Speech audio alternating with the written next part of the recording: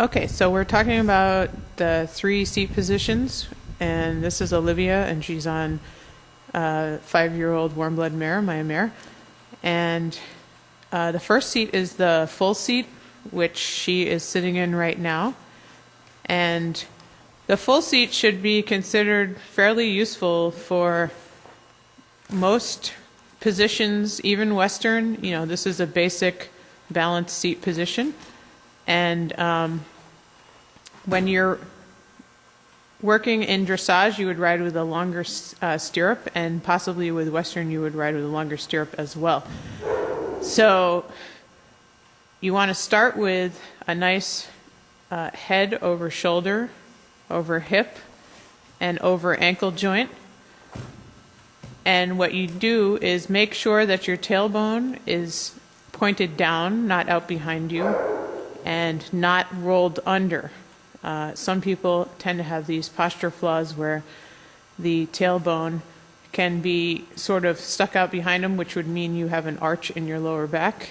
And you also might have a problem with tucking the tailbone under, which would give you kind of a slouchy position and also be curling in your front of your body and shoving your feet out ahead of yourself. So Olivia, if you would roll your tailbone under and sort of go incorrect for a second and create the leg forward position, and if you would exaggerate that a little bit so we can see what that looks like.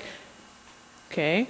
And you might notice too when you go into those positions that the horse got a little bit aggravated by that. So you can go back to your normal position. Okay, and you see how she quieted down. So that actually aggravated her. Now I'm going to have you sort of stick your butt out behind you, arch your lower back, and let your leg sort of slip behind you, which would as you shift your weight forward. And this position is ahead of the balance. So here you would have your body not over the center of the horse. You would be putting the horse in an unbalanced state. You'd be actually putting your weight over the horse's front end. If you can see, Olivia's chest is actually sort of on top of this mare's front feet, and that would actually make it harder for her to stand balanced. So you see how she sort of moved forward, and she actually volunteered to take a step to regain her balance. Okay, now you can go back to center.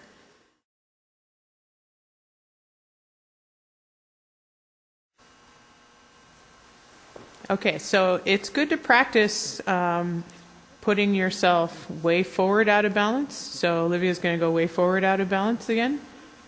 Leg kind of going behind her. This is how a lot of hunt seat riders ride. It puts the horse out of balance.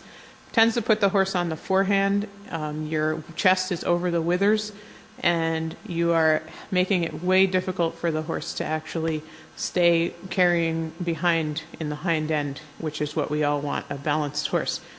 And she's going to shift her weight way behind the balance, tuck her tailbone under, and this tends to be more of your Western type riders, but the leg usually goes more forward, like up by the shoulders.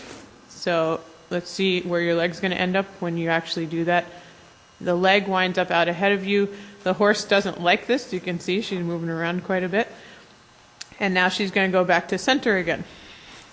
So you'll see that that position of all is not very comfortable to the horse. It's actually a very aggressive seat. It's a driving seat that drives into the horse. And now you can see Olivia's in the perfect, nice balance.